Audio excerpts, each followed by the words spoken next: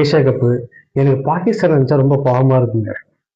நம்ம தெரியும் இந்தியா ஜெயிக்க போறாங்க, இந்தியா ஜெயிச்சிட்டாங்க. பாகிஸ்தான் எப்படி சொல்றது? அவங்கலாம் வந்துட்டு ஒரு வருண் சக்கரவர்த்தி, ஒரு அக்ஷர் பட்டேல், ஒரு குல்தீப் எல்லாம் ஆடினதே கிடையாது. அவங்க ஐபிஎல் ஆடி இருந்தா கூட தெரியும், ஓரளவுக்கு பார்த்துருவாங்க. ஆடினதே கிடையாது. அவங்களுக்கு எப்படி சொல்றது? டேரக்டா ஐசிசி டோர்னமெண்ட் வந்து இந்தியா கூட ஆடுறாங்க, எப்படி ஆடுறதுன்னு தெரியல. ஒரு ஃபைட்டே கிடையாது மேட்ச். இந்த மேட்சை பத்தி சொல்றது ஒண்ணுமே இல்லை. இந்த மேட்சை பத்தி சொல்றது ஒண்ணுமே இல்லைன்றது தவிர்த்து இந்த ஏஷியா கப்பை பத்தி சொல்றது ஒண்ணுமே இல்லை.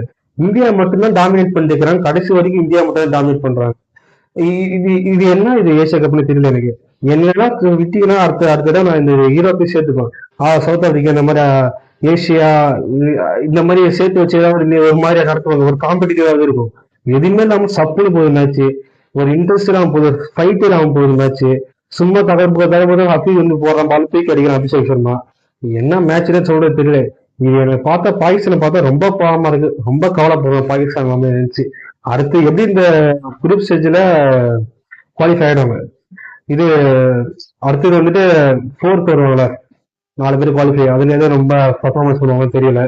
எனக்கு இந்த ஏசியா கப்பு கண்ணீர் விடுற மாதிரி தான்.